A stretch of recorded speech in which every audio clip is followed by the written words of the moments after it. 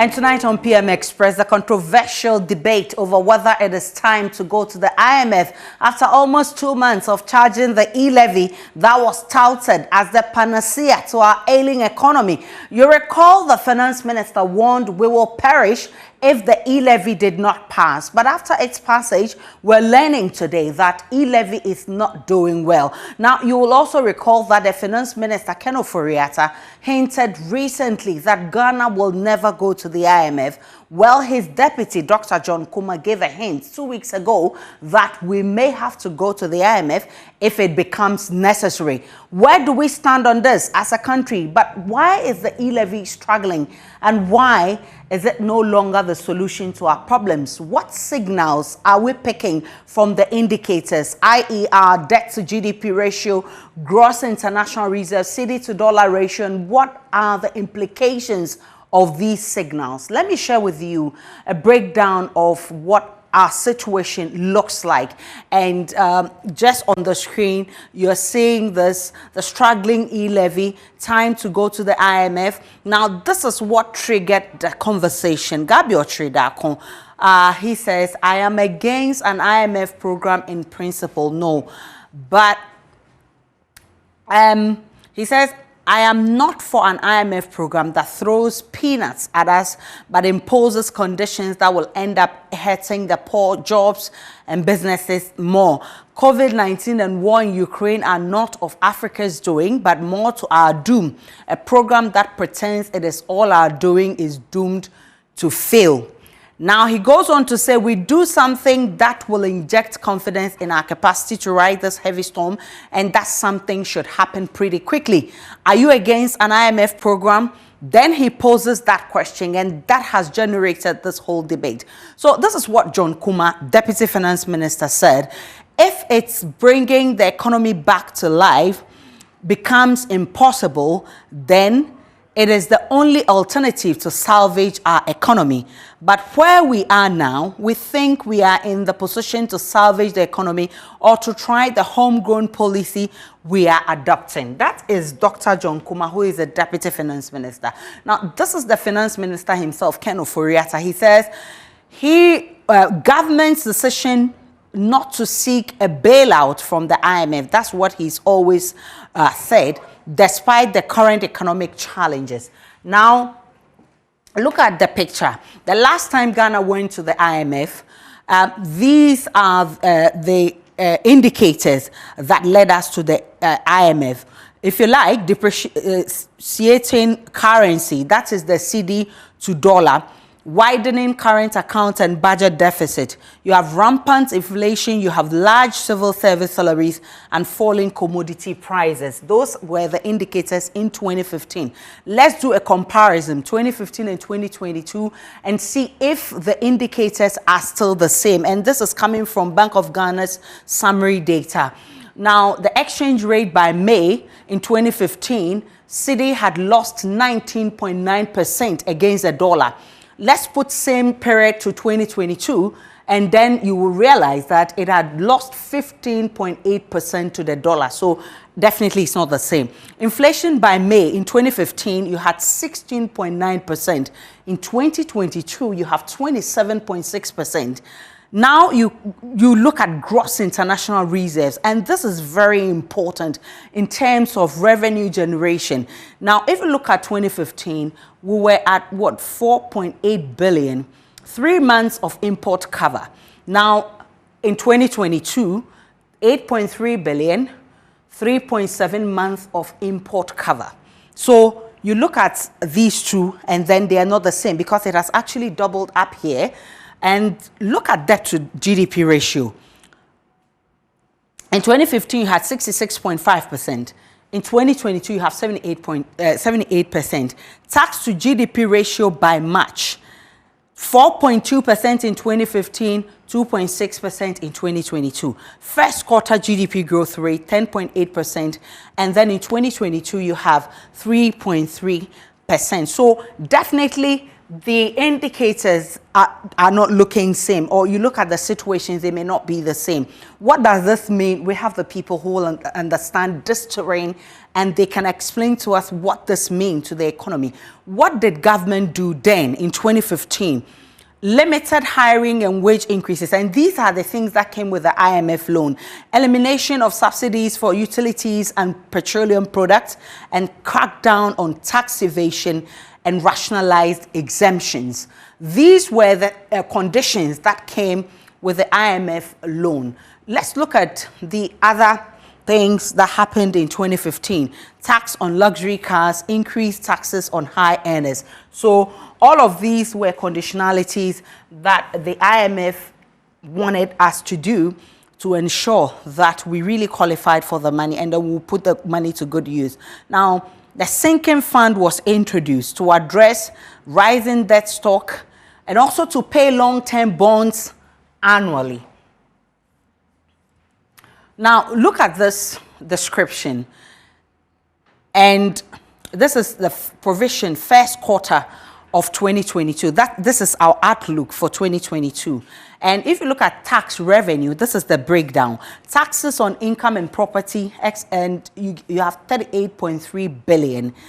That's the amount that we are looking to generate. Now, first quarter, we've generated 5.9 billion out of the projected 38.8 billion.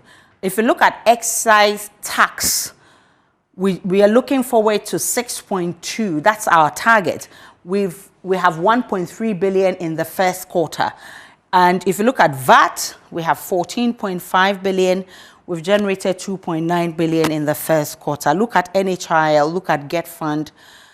You realize that we've not met our target. Look at E-levy, the almighty E-levy, 6.9 billion to be generated by end of the year. Zero. We've not generated anything. This is because for the first quarter, we could not generate anything from E-levy because of the controversies that surrounded its passage. Now, in the second quarter that it was finally passed, we are being told that we've generated only 10%, which is shortfall of the target, the monthly target. So what is accounting for this? It is what we're going to be discussing tonight, the struggling E-levy. Is it time to go to the IMF? My guest tonight, Kweku Karting, is chairman of the Finance Committee of Parliament. Kasiel Atoforsen, he is a ranking member of the Finance Committee of Parliament, and Professor Lord Mensah, he's an associate professor of finance at the University of Ghana Business School. Let's have a conversation, and I'll start with you, Professor Lord Mensah. Do we have Professor Lord Mensah? All right, so let's take a break. When we return from the break, we'll have a conversation.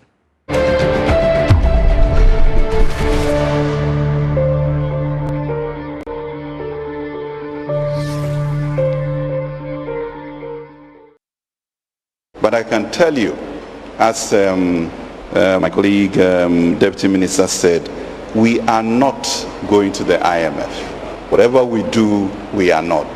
The consequences are there. We are a proud nation. We have the resources. We have the capacity. Don't let anybody tell you. Like when Joshua, Caleb, and 10 others went to spy on the promised land. And only 2 of them came to say that we can do it. And the 10 went around the community murmuring, you can't, da da da da da da. We are not people of short sight, you know. And we have to move on. Okay. So let's think of us as who we are, a proud, strong people, the shining star of Africa, and we have the capacity to do what we want to do. If only we can speak that one language and ensure that we burden share in the issues ahead. The expected revenues are not being met as of now. But at least we thank God that we have been able to introduce a tax handle that is also going to contribute to the revenue mobilization of our country in the long term. So one of the key financial anchors of the U-Start is going to be the revenues from the E-levy. I asked this question about how is it doing because the success of this initiative also will be critical on the E-levy. And I remember 2 or 3 months ago, even 6 months ago, we had a discussion last studio, and you pointed to us that you've done your research and you talked about how there will be some attrition rates and all the rest. Per the projections that you did, and you always work out the numbers monthly, what will come in and all the rest. Are we meeting that target or is slightly behind? Slightly behind, but we are on course. We believe that, and at the moment, we are still not on the common platform for all the stakeholders who collect, the E-levy to be on at real time. So obviously, we'll still have some down times. But I believe from July, when all the telcos and all the stakeholders who are supposed to collect, the banks and everybody, are on one platform, under the supervision of the GRA, and we can know in real time. So we're going to see a lot of improvement. So you heard there from Finance Minister Ken Ofori-Atta, and you also heard from Deputy Finance Minister Dr. John Kuma, and he's been also explaining why we may have to go to the IMF. Now, I'm grateful that you joined me, Dr. Atto-Forsyth and Kweku Kwating. Thanks for your time. And Professor Lord Mensa would also join us. So let me start with you, Atto-Forsyth. You say that government doesn't have any choice than to go to IMF. Government says it is not the solution and that it's early days yet to describe the E-levy as unsuccessful. Why are you bent on forcing IMF on government's throat? Are you doing that for political equalization? Aisha, thank you very much. First, let me say that I will achieve nothing if I seek to equalize. I am first and foremost a Ghanaian, born Ghanaian and a proud Ghanaian. Yes, I heard the Minister of Finance say that we are proud people. Yes, I'm a proud Ghanaian. But the truth is, when the reality hits you, it's not about your pride. It's about the decision you have to take to save the country. Currently, as we speak, Ghanaian economy is in tatters. In fact, we are in deep crisis. If we do not take decisions now, this crisis will become a disaster. And that is what I'm warning against. We have seen in the group some countries' economy becoming a disaster. A typical example is that of Sri Lanka. I do believe that where we are going, we are heading in that direction. Our economy, the way it's going, is heading towards an accident. You know what accident is. And as I can tell you for sure, that if the government fails to take action today and wait any further, 2, 3 months, 6 months further will mean we will end up entering the year 2023 limping. In fact, we may be ending up going to IMF, as someone will put it, in the form of an ambulance. I'm urging the government to take the decision now. And as I said, we have an option to take the decision now to an IMF program, or we should die trying. I said it for a simple reason. We've seen where the reserves position is. Let no one tickle you and get you to believe that the gross international reserve, because it's at 3.7%, so we're in a good position. The chunk of that reserves out there are encumbered. They're encumbered. The net international reserves are in a precarious situation. We should be warned, and the government should take action.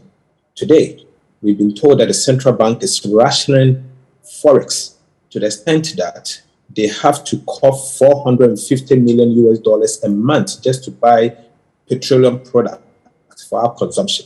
They are struggling to make money available for less than 20% of that $450 million. Dollars are not in town. Our BOP isn't doing well. Our reserves are being depleted. Our revenues are not coming. For a simple reason, the government isn't doing enough in terms of collection. And we know that where the debt levels are is scary. Our debt is the single most important thing that I urge this government to confront. But the government is not doing enough. It will surprise you to know that in the first quarter, the first 3 months of the year, government collected tax revenue just about 10.6 billion. but we ended up paying interest and amortizing our debt in excess of 11.8 billion. So clearly, what it means is that we are borrowing to pay for our debt. That is what it is. And I've urged the government not to be short-sighted. And I've heard my colleague Kwekwu when he said that we don't need an IMF. I've heard my Minister of Finance saying that. But you see, Minister of Finance, yes, we are pride people, but this is an empty pride. If indeed the country requires us to take a decision, the very IMF that we are running away from, clearly, this very IMF gave us $1 billion in a form of rapid credit facility. Within a period of 12 months, they gave us another $1 billion in a form of what you call the special drawing right. So within a period of 1 year, the very IMF gave us $2 billion. Your reserves that you are talking about today, they have contributed $2 billion for the reserves that you are boasting about. In fact, if you look at the international reserve, the net international reserves we are talking about, almost everything the net international reserves were contributed by the IMF. So what are we talking about? We may be proud people, but the situation we find ourselves today, we have no other option than to do an IMF program. And I want to warn the government to take a decision now. I'm not saying this for a political reason. I'm saying it in the interest of the Republic of Ghana, of which I'm a member of parliament, proudly so. Let me bring in Kwekwu Kwarteng. He's the chairman of the Finance Committee of Parliament. One of your major measures to fix the economy is already struggling, and that's the E-levy.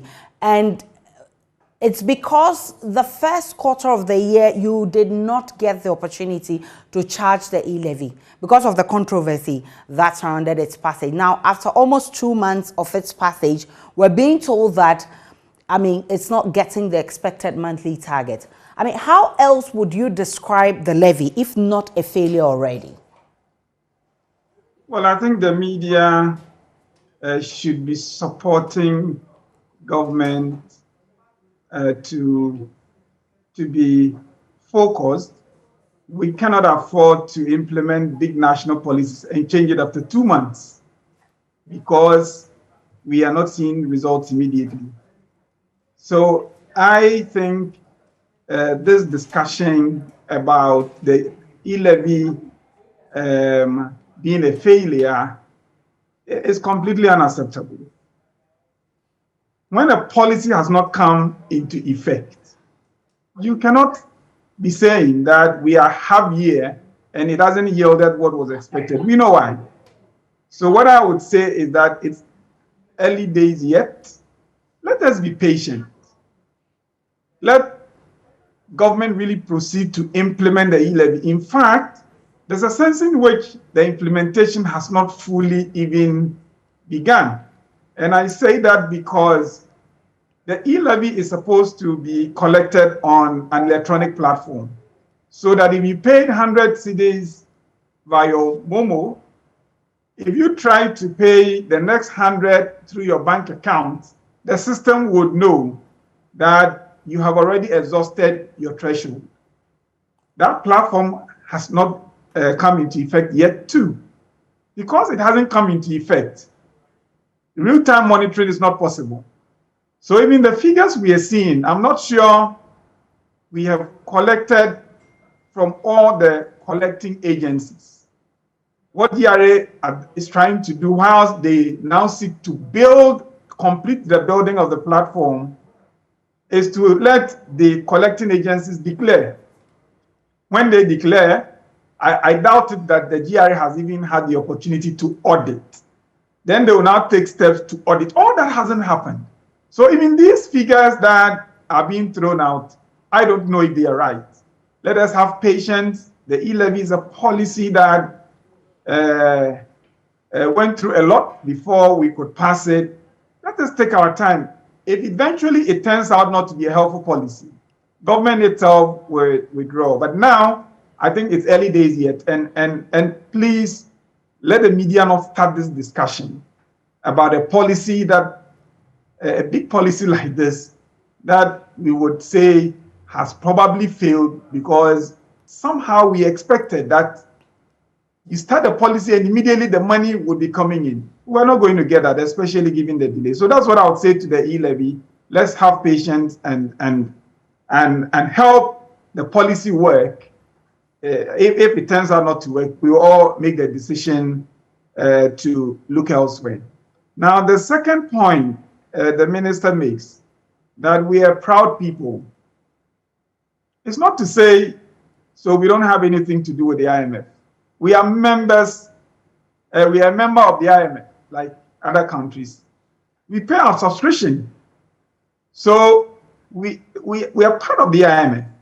And therefore, I don't see where the question of pride even comes in when you have consultation with the IMF on many issues.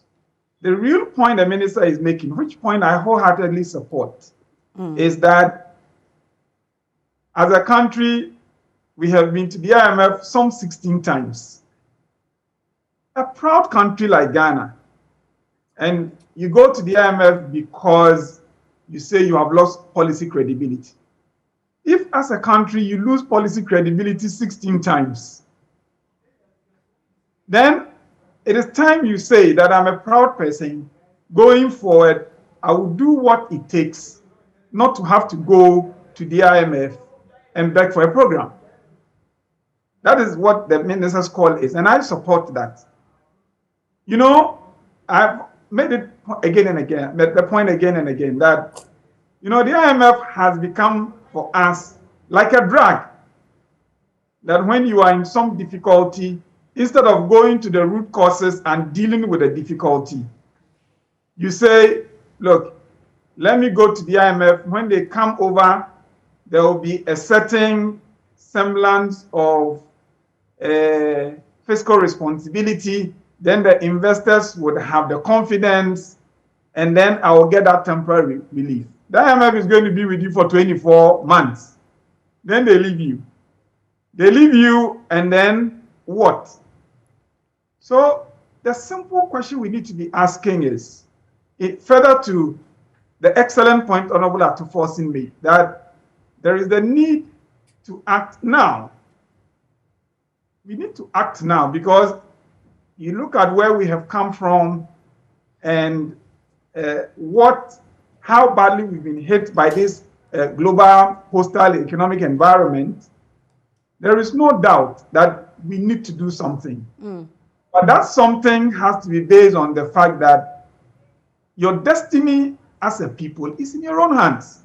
Anybody that tells you that your destiny is elsewhere, in the hands of some young men and women sitting in the IMF, if anybody tells you that that is what would deliver us, that person is not a proud Ghanaian and shouldn't say that. Now I close on this, just have a minute.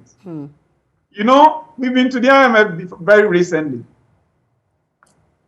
In fact, in early 2014, I remember I myself asking the then finance minister, Honorable Tekwe, whether the country intended to go for an IMF program. And he said to me at the finance committee that we would not. And he said the same thing that I'm saying now, that as a country, we cannot mess our fiscal, then we run to the IMF. Then they come here 2 years ago, and they keep coming. So you agree that the IMF could rescue us, but for political reasons, you will not agree that you would go to IMF? When I asked him whether he was going to go for the IMF program, I was thinking that he would say yes. Then I'll tell him the folly, respectfully, the folly of that. But fortunately, he said, no, we are not going. And I was very satisfied with his answer. Then, at the close of 2014, the government then made a decision to go for an IMF program. So in the first quarter, we entered. Let us look at how the economy was before we entered the program. And let's see what, by the first quarter of 2017, we are supposed to have exited the program. Let us now look at the figures and see whether it helped us at the time and why anybody would want to push us there. Public debt at the beginning of 2015 was some 79.7 billion public debt. By the time we should have exited the IMF, that is early 2017, that had increased to 122.3 billion. And many of us have asked the question, IMF, how could you sit here for a government to do this? You are here to help the government consolidate fiscally. You are here and the public debt increases by 50%. That was the first observation. Debt to GDP ratio. By the beginning of the 2015, it was 70.2%. By the time we should have exited the program, it was 72.50% within just 2 years. Grants, domestic revenue and grants was 21.8%. At the time, we thought it was so bad that we needed an IMF program. By the first quarter of 2017, when we were supposed to have exited, that had dropped to 20%. The percentage of our revenue we used to service debt, it was 30%. By the time we were going into the IMF program, we said it was very bad. The same way Honorable Atu is saying now, President Mama said, look, this does not make us credible. We need policy credibility.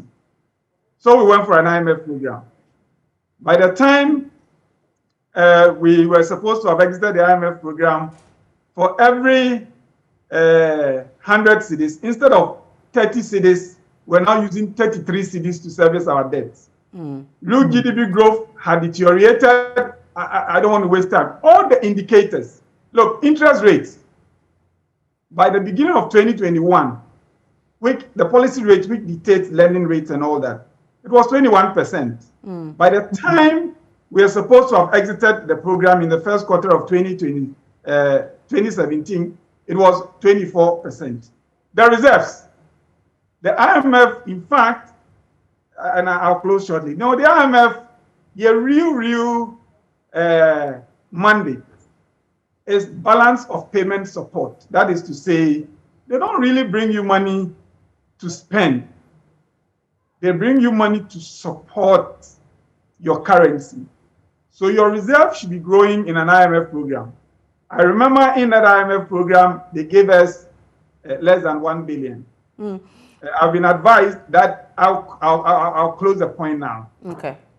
That they have not even disbursed enough by the first quarter of 2017, with the result that a country under an IMF program would have its both gross and net reserves deteriorate over the period. So if anybody I disagree with you. I disagree. But okay, the figures are here. Let him wrap up and I'll come to you. If you go to paragraph 103 of the 2015 media review by the presented to Parliament by Honorable Tekwe with the support of Honorable. Look, I have the numbers. The gross reserves, and I'm quoting you, I'm referencing paragraph 103, 2015 media review. It was 5.461 million USD gross reserves. The same gross reserves by the first quarter of 2017 had dwindled to 4.862 billion. And if we had time, I'll read you the narrative, the way government itself presented it, why the reserve position had deteriorated. Import cover, it was 3 months, it deteriorated to 2.8 months. That is why, and I close on this point, that is why in the first quarter of 2017, when this government pushed to exit the IMF said, look, you came to me a sick person, you are still very sick. You have the option to leave the hospital, but I will tell the world that you still have your infection, so they should deal with you carefully. Okay. So the government was the government was compelled to remain with the program for another year. What I am saying is, looking at these, why would anybody advise us again to put our destiny in the hands of the IMF? Why? Dr. Atuforsen, so he makes the point, and even the international reserves that you talk about, he says it worsened under IMF. Why would you advise government to go back to such a program? Aisha, first, let me disagree with Kweku sharply. my colleague's view on IMF is very simplistic, and excuse my language, is very myopic and short-sighted, to tell him the truth. I say this for a simple reason, that the IMF program that we entered in 2015 was for 3 years and not for 2 years. So he makes a point that the program was supposed to expire in January 2017. No, it was for 3 years. Kweku, I was a member of the negotiating team. So you are talking to the Pope. You are talking to the Pope on this matter. Okay, so I'm telling you that the program was not for 2 years or 3 years. You extended it for 1 more year to make it 4. So your program ended at the end of December 2018. So the 2019, you had no IMF program.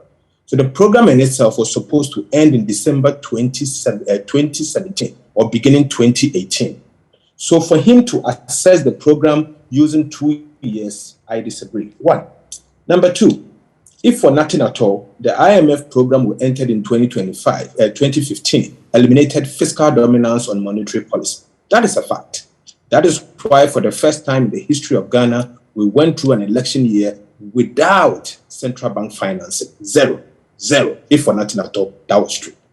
Number 3, let him be aware that inflation improved from where we left. We took the IMF program from as at that time to December 2016 when we were exiting office. Number 3, it is also important for him to know that the debt to GDP that he's talking about, he's using numbers that are not rebased.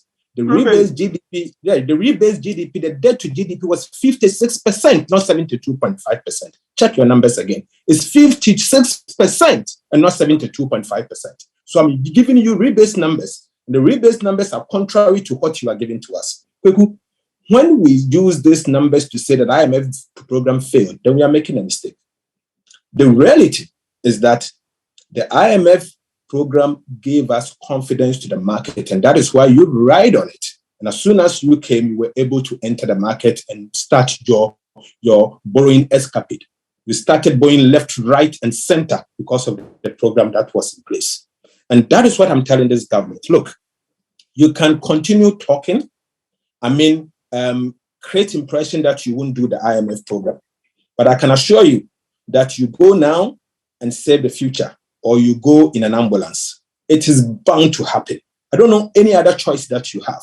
Because my question here is that I've heard the government saying that we won't do an IMF program. But what are they doing?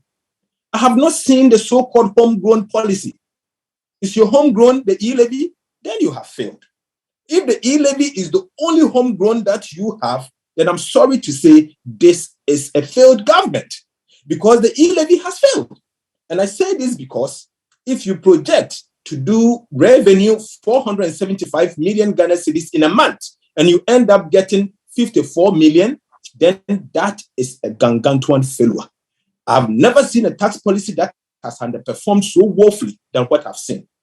This is a classic example of a murder of nuisance taxes. Upon all the noise that we saw with the E-levy, the way you couch it, the way you marketed it, impressions that it was created. At a point, I even joked in Parliament that it is going to, cure the bald-headedness of my colleague Honorable Ablako. We were told that it's going to be the Akobam of this world, the modern-day Akobam. It will solve every single economic problem. Today, look at how gargantuan it has underperformed. This is a failed policy. Let's admit. In fact, I knew it was going to fail, because the structure and design of the E-levy, it was bound to have the accident that we are seeing. That the tax policy that was designed without factoring in the fact that there are some elasticities, without factoring the fact that the demand may change because it's a choice. And obviously the rate at which you are increasing the rate will mean that people will change their behavior towards that tax. I'm not surprised we are seeing this. Yes, you can tickle yourself and create impression that E-levy will perform going into the line. But I can assure you that your 6.9 billion that you have budgeted in the budget that you will get, you will struggle to even get the 0.9.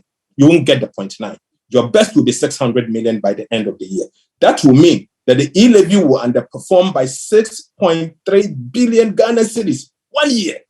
Look at the whole. Tell me what you have to show us. I've not seen anything. Maybe we'll wait and see what the media review will bring. But you see, if I hear government telling us that they won't do an IMF program. But the bigger question I ask myself, what is the alternative? Kweku, where is your alternative?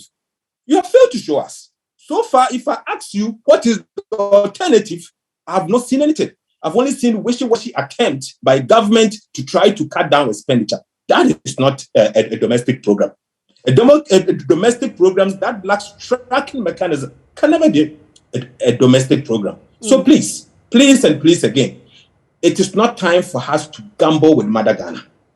Mother Ghana is our everything. We love Ghana and this is the only country we have. If we give you the power to govern, don't gamble with it. So don't gamble with the future of our children and our people. We have only one country. If you have to take a decision, take it now. Don't hide behind politics and create impression that you are going to, we are not going to IMF because of ABC. That's so simplistic. We'll come to the claim that your E-levy, you fall short and the with 6.3 billion cedis, as Ato is claiming, and we'll also look at whether we shouldn't address the issues now, because when we wait till later, wouldn't our situation get worse? But first, you agree that going to IMF, if not for anything, builds credibility, which brings about investor confidence. So you say we can do that with our own local measures. What measures specifically? Well, to start with, the IMF doesn't bring any credibility. And even if it did, the experience of the investor community in respect of Ghana is that these guys, they always rush here. It will be business as usual. So I don't see how that credibility is going to come. I'll come to the alternatives. Honorable Ato Forcing makes, in my view, some good points. Namely, something has to be done. He wants to see what that is. It is because he is not seeing anything. That is why he thinks that then go for an IMF program. That's how I understand him. He's talking about your measures because he says you seem I'll to be focusing on E-levy. Only E-levy. And if it's only E-levy, then he has a problem. That's what he said. Yes, and I agree with him. If all there is to government intervention in these times is E-levy, then obviously it's not adequate. But just to inform us about whether or not we should go for the IMF program. You know, Honorable Atufosi makes the point that the program was for 3 years. Look, if a program is, let me grant it to him, that if the program is for 3 years, and by the end of the second year, all your indicators are deteriorating, you should know immediately that you're going nowhere. And when I tell you that your debt stock at the close of at the beginning of 2015 was 80 billion. And by the first quarter of 2017, you were looking at 122 billion. I'm looking at absolute figures. I don't know why he talks about rebasing. Even if he considers the debt as a percentage of GDP, the both figures I gave belong to the old series. So the comparison is the same. Both figures belong to the old series. If you bring it to the new series, it doesn't change anything. Look, specifically to Honorable Atufoson's point, I think he makes a valid point when he says government must come out with a clear program that in these difficult times would assure both our domestic stakeholders and the investor international community that going forward, Ghana's economy would overcome the challenges it is facing, a substantial portion of which is coming from the external environment. We need that. And I am waiting for the media review because government itself, in the beginning, at the end of 2021, intended to deploy E-levy at the beginning of the year.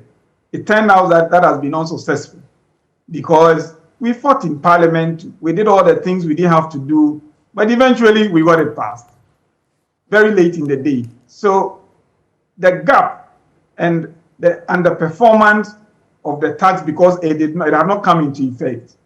How are we going to deal with it? Together with any other revenue underperformance, I would like to see the media review the government strategy to deal with the challenges as we have now.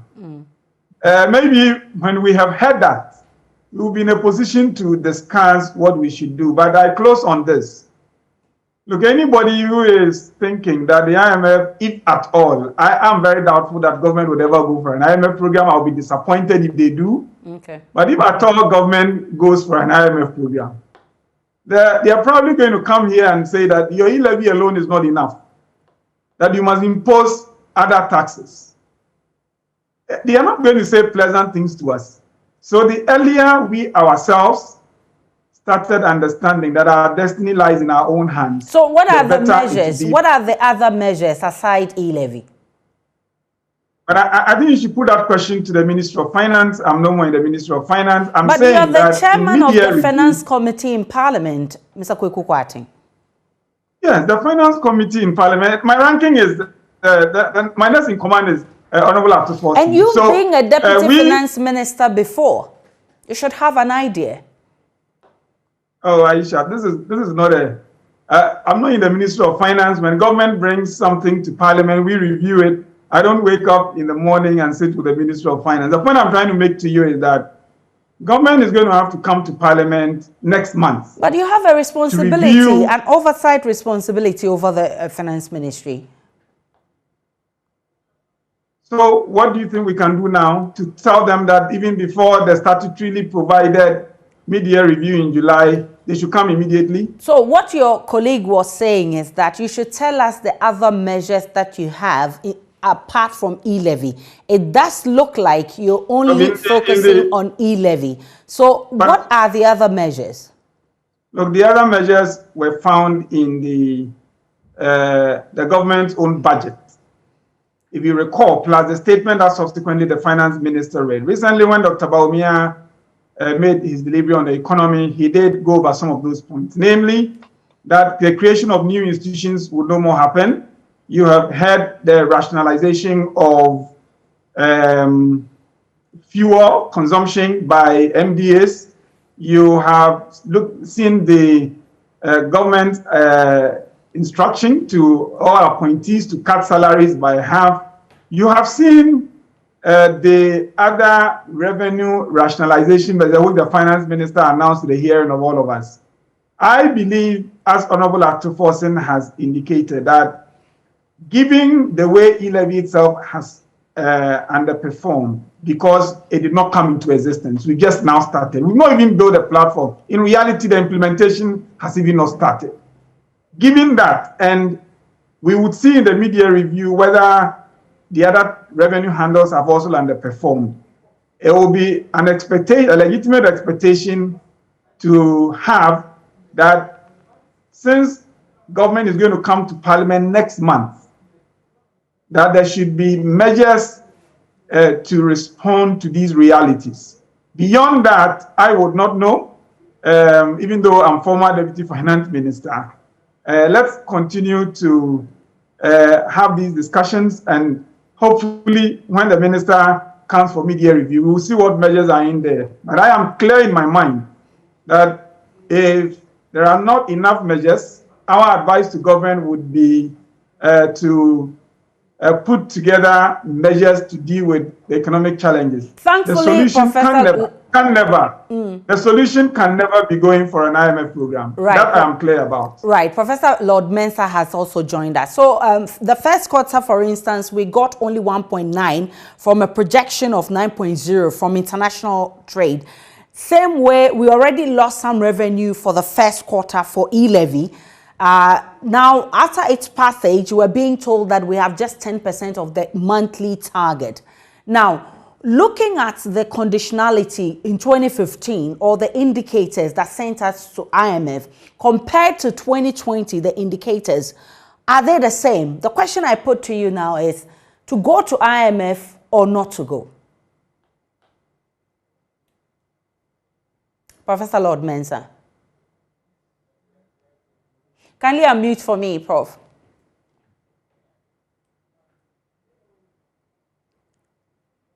Prof, can you unmute for me so we can have a conversation?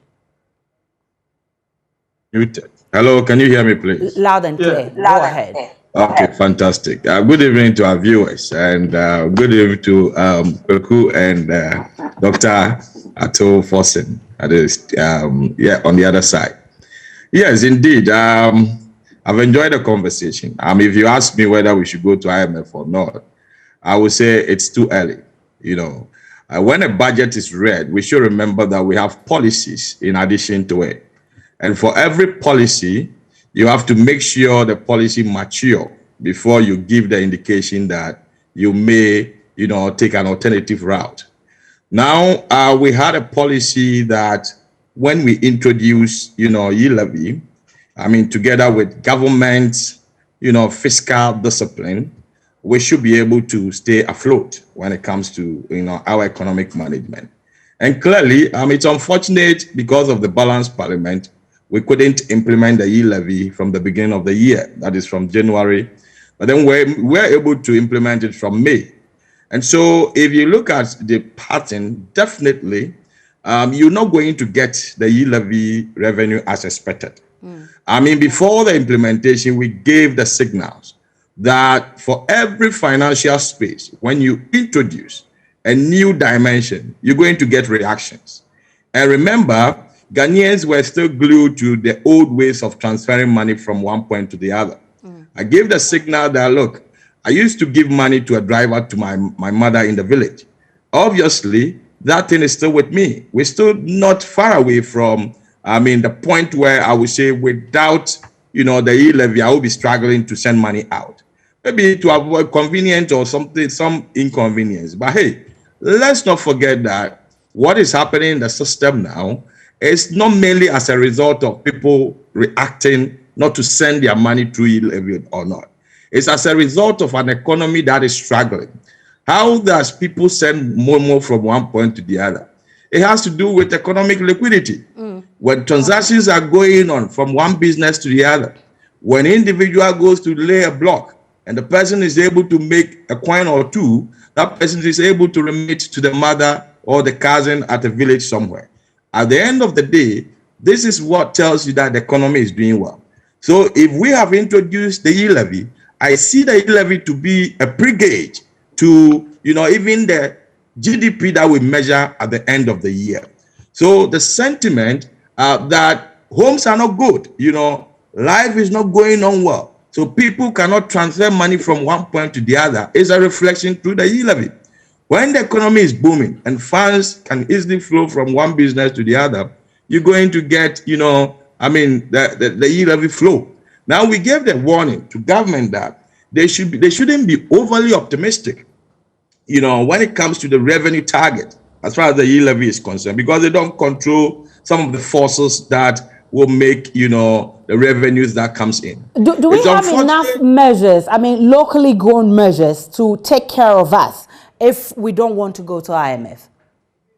You see, government promised us, being optimistic, that they're going to look at two policies. One is to stay disciplined financially, try to avoid some excesses, some spillages, and in the end, looking at, some workers forfeiting, government appointees forfeiting parts of their pay. As to whether they are keeping to it or not, I don't know. But then if the E-levy is not yielding as expected, we are just 2 months into it, right? 2 months into it. It started May. Now, if 2 months into E-levy, you were targeting, maybe the whole year, 7 billion, and you end up accumulating around 10% within 2 months. If the whole year you are targeting, 100%, let's assume, and for 2 months out of it, you're able to get 10%. It tells you that, yes, there's hope. But then also, let's remember that the conditions I gave on the E-levy to whet Ghanaians' appetite to be paying the E-levy, government may not be doing it now. The little that the government has got from the E-levy, let government do something with it. Government should tell Ghanaians that, yes, I rake in 6 million, and that 6 million is constructing a road from my Potiano Junction, that is from the West Hills Mall, all the way to the top of the hills, and then put a toll on it to indicate that this is what the E-levy is doing. In that regard, it's going to whet the appetite of Ghanaians. We shouldn't wait for us to see a bulk fund as if we went to borrow from the Eurobond market, and then we'll think, okay, the money is coming to sit with Bank of Ghana, so therefore we'll use it to, you have to bait Ghanaians. Bait them with the little that is coming in to ensure that at least the money is being used for the purpose that it was assigned for. Then they can pay more. Trust me, The E-levy, obviously, I knew we were going to have reactions from the users of the mobile money platforms, and it's not Ghana alone. Every country, that introduces any new policy in the financial space experiences reactions. That's why in the finance space we said for every action, that's Newton's law borrowed into finance. Okay. For every action you take, there's going to be a reaction. Okay. And so obviously, government shouldn't wait. We are used to having a bulk money that is going to sit with Bank of Ghana, and as a result of that, we'll be tapping into it bit by bit to do our project. No, that shouldn't be the case. Remember that this is a revenue you are generating from your own environment. So the little that has come in, let's use that one to bait Ghanaians. To and pay be more. Proactive as a government. Let me give Atufosing briefly 1 minute. Atufosing, will you dispassionately support an IMF program if government eventually decides to go there? Aisha, I ask myself a very simple question, and that is, currently, as we sit here, there is stagflation. Inflation is currently about 18 years high. In the last 18 years, the current levels of inflation is about 18 years high. Our debt levels is the highest since 2004. The highest, so about 17 years high. There's huge, what we call auction failures. Anytime government go out there to borrow, people are not buying our bonds. Huge, and the auction failures are gargantuan to the extent that government is struggling to finance its budget. In fact, growth has started stagnating, and I can assure you that the way that we are going as we speak, if care is not taken, we are heading towards an accident. So you will support them dispassionately? My question is that the more we wait, and I've heard from Dr. Lord Mensah when he said it's not yet time. Yes, in his view, it may not be that it's not yet time. But my question is, sitting by the numbers, you need to wrap that up for me. The situation is deteriorating. So I'm only urging the government to take action. The action must come from them. And you will dispassionately support them, yes or no? Why not? Good. Why not? Thank you so much, I want Dr. to see the government take the right decision. KCL Atufosing is ranking member on the Finance Committee in Parliament. Kweku Kwating is chairman of that committee. And Professor Lord Mensah is the Associate Professor of Finance at the University of Ghana Business School. I'm grateful that all of you joined us. Viewers, thank you so much for watching. Enjoy the rest of our programs.